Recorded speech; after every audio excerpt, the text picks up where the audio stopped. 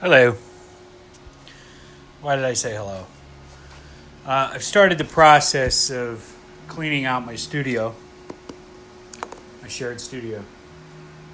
It was suggested I film it, but I decided I'd rather just audio record it and whatever odds and ends, notes, ideas, snorts, whatever come out are what come out. So, first of all, it's tough because once you know you're recording yourself, you start doing stupid things and thinking stupid things. But the wind is blowing quite hard today.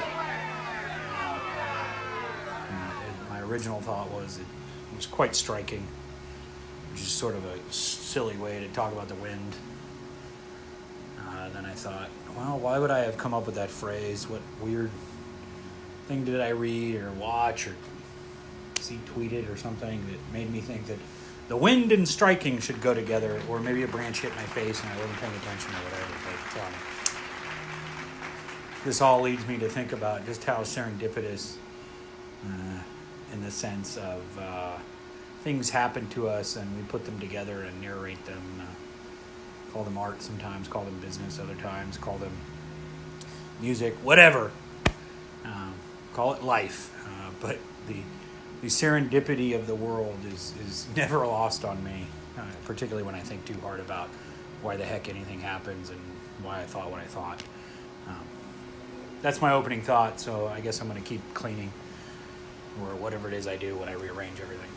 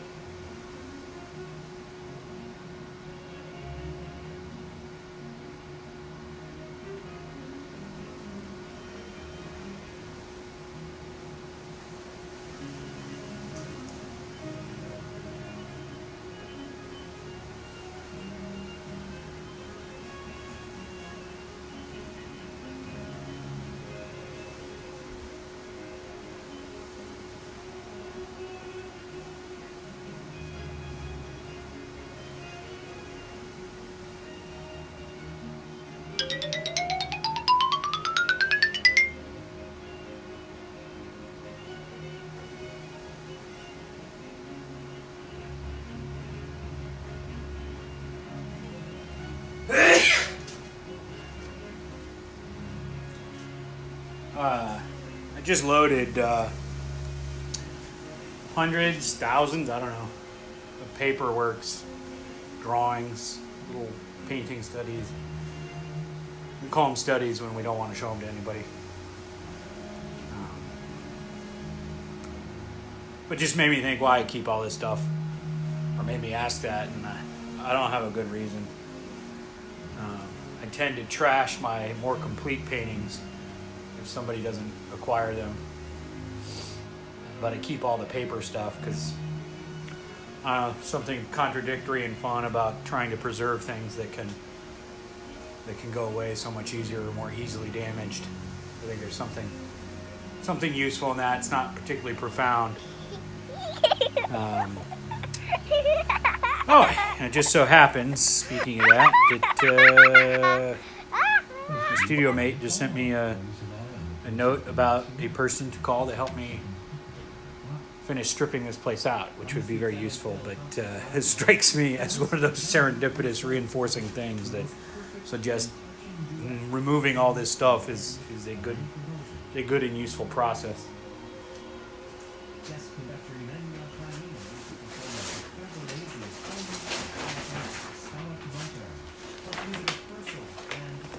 And yes, I recognize there's a simpler explanation for things. There always is, but simpler isn't always as satisfying. So we invent.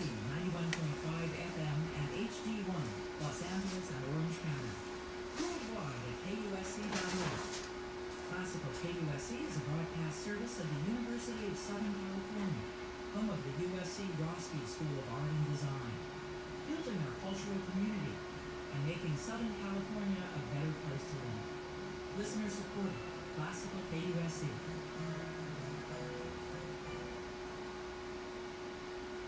A very good Thursday morning. Alan Chapman here. Thanks so much for joining us. We're off to Sweden with a German tour guide, and that's Roots Swedish Dances.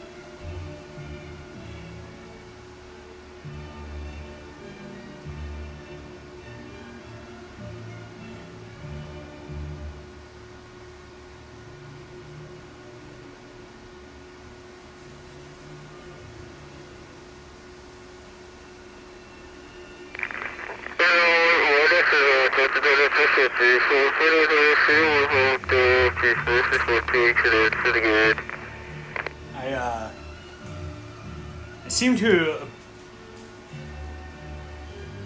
to like this idea of free association, and that's such a bad phrase because none of it's free, but this idea of just smashing together ideas and senses and phrases. I was just thinking as I put the latest load in my car that there's this moment at which a piece of paper ceases to be a piece of paper, and structurally, semantically, whatever, becomes something else. And that's actually an easier point to make when you're simply using paper as kind of a more stable binder, if you want to think about it that way, meaning it's a surface that you can start putting stuff on that later on itself becomes a binder. And really, like in a more direct materials kind of way, something like acrylic paint just applied to paper, if you apply enough acrylic paint and you let it all dry, the paper is the least of the substances holding this new thing together. It almost becomes like some weird alloy of paper and acrylic, a plasticky thing.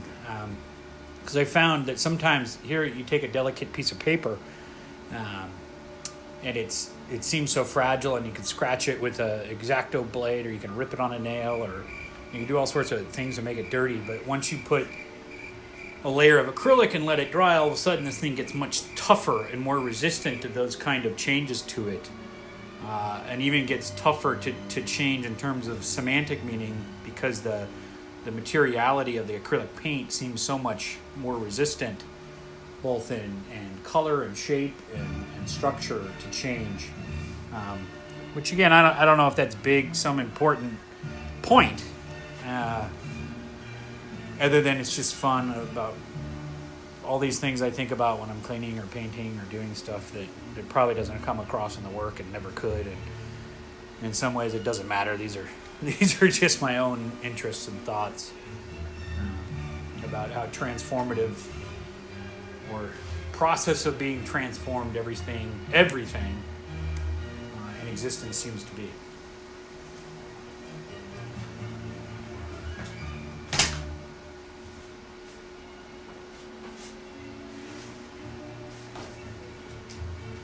goal of this studio clean out is to have only raw materials, nothing of semantic meaning to Russ, meaning anything about.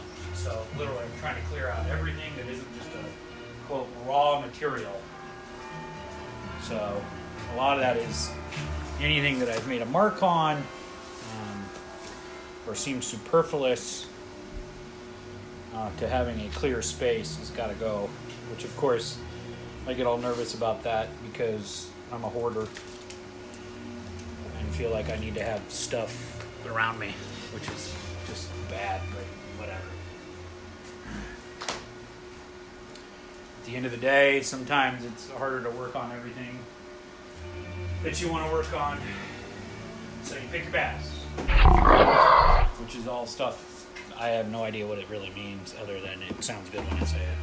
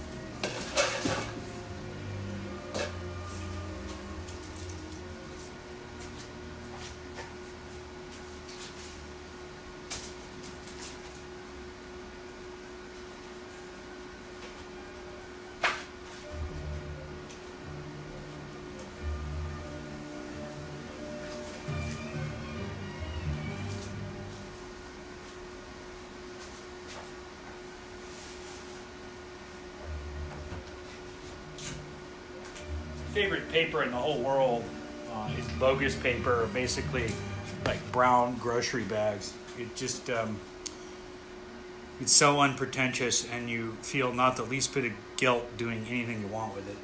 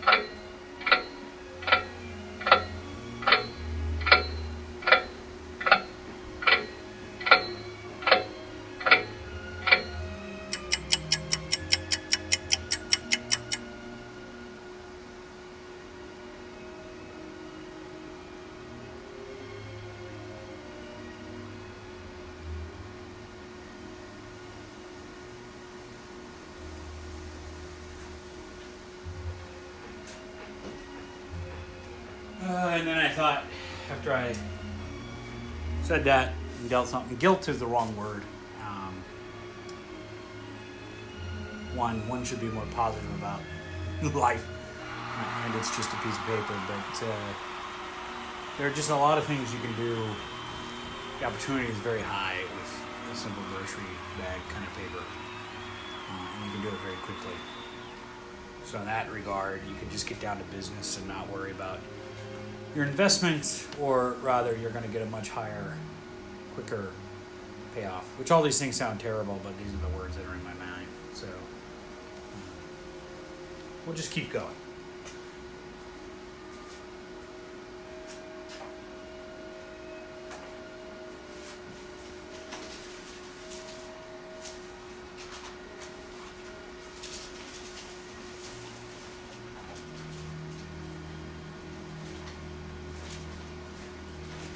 As an example, I have a very expensive piece of paper I invested in. that I've had for easily a year and a half. And all I seem to do is move it around, trying to keep it from getting dirty.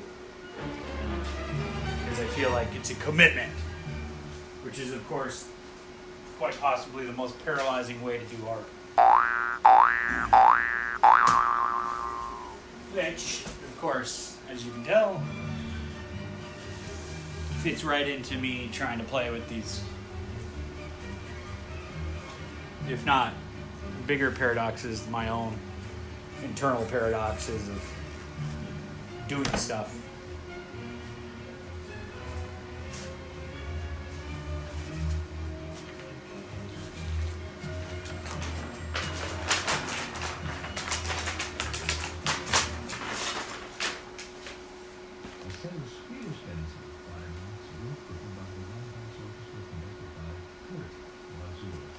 Well, if you asked Beethoven what do you think of Mozart's operas, he said, among other things, he couldn't write something as friendly. Tend to keep a lot of old Here's the overture to Mozart's Così call 'em? fan tutte. palettes. I don't know what it's called, but just different surfaces I use to catch overflow material or to mix colors or whatever I'm doing. And I often find if I keep these around, these end up being more interesting to me to look at and consider and remind myself of what I was doing than any direct work. Which, the more I voice this stuff, the more ridiculous it sounds to me. Other than I feel like the more skill you get in being overt at things, the more interesting your subconscious or subversive or inadvertent things actually become, which I think about all these things I've said about free association and all the artists that I tend to prefer and the different modes of life I like to be in, and most of it is a very intuitive thing, probably as a response to the what I consider insanity insanity generating amount of time I spend trying to logically figure out the world. I feel like all my other time is spent trying to be intuitive and not be in that mode, which I think about these things, I hear them, and then I kind of black couch myself in the. I don't know if that's healthy to keep wobbling between these extremes, but it's what happens sometimes.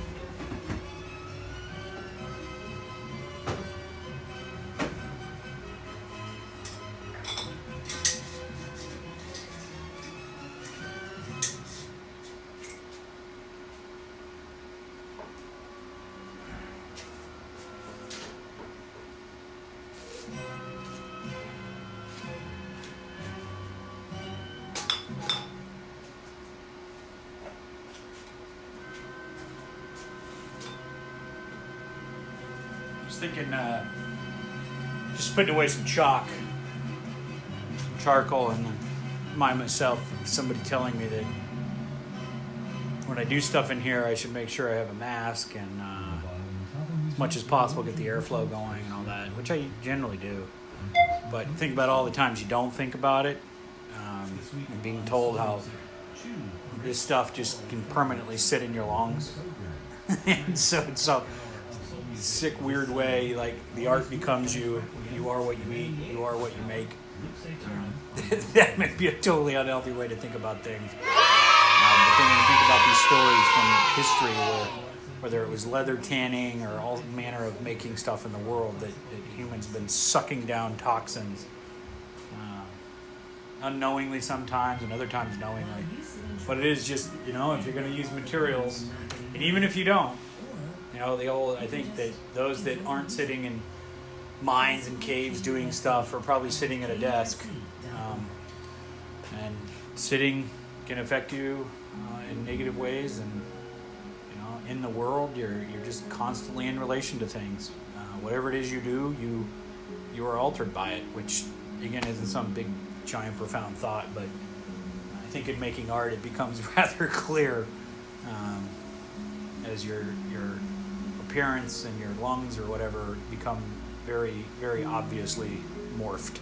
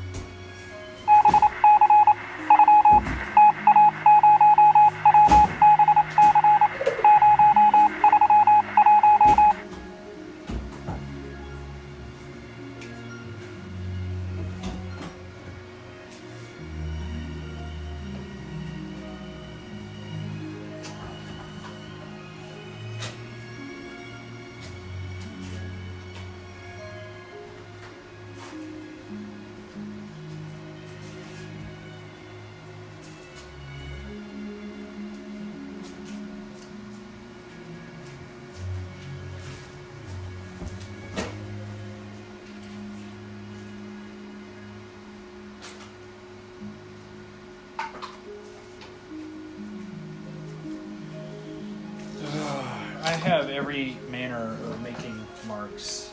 It's really sort of disturbing how much I've invested in different tools. And now I'm exclusively making things with really cheap pencils.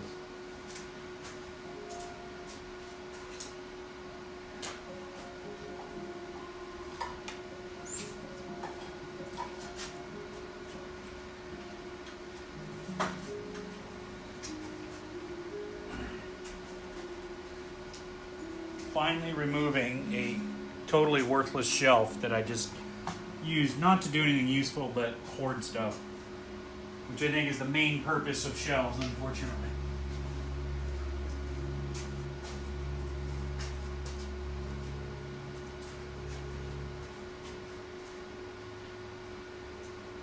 A poem by Zdenek Fish.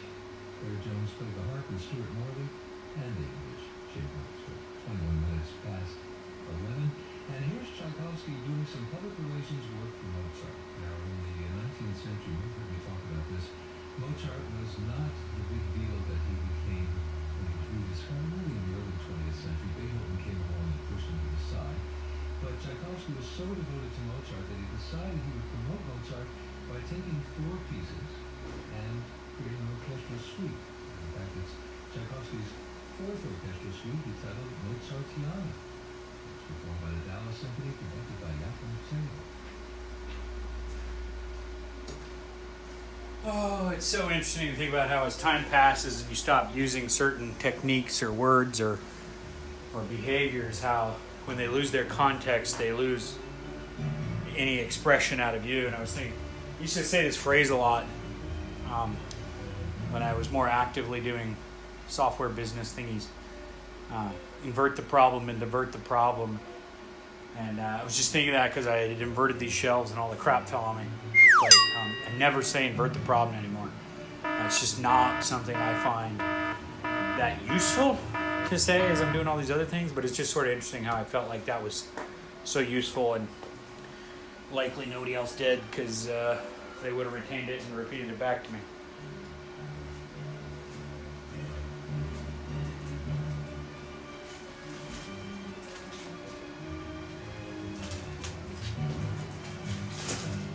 I'm now recognizing and doing all this today that this is a multi-day affair, where I thought it was going to be more tolerably done in a day, but I think I have too many loads to take elsewhere to get this done, which is sort of disappointing.